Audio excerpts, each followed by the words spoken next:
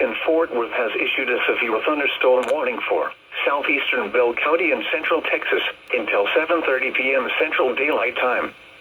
At 7 p.m. Central Daylight Time, a severe thunderstorm was located near Belton, moving east at 25 miles per hour. Hazard, 60 miles per hour wind gusts and quarter-size hail. Source, radar indicated. Impact, hail damage to vehicles is expected. Expect wind damage to roofs, siding, and trees. Locations impacted include Temple, Belton, Salado, Little River Academy, Rogers, Holland, Belton Lake, Stillhouse Hollow Lake, Sparks, Leadale, Edgeworth, Cyclone, Heidenheimer, Olneville, Rodeber, Airville, Seaton, Zapsicville, Red Ranger, and Oscar.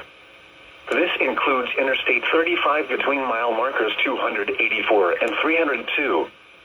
A tornado watch remains in effect until 8 p.m. Central Daylight Time for Central Texas.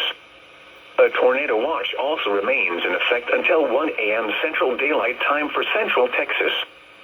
For your protection, get inside a sturdy structure and stay away from windows.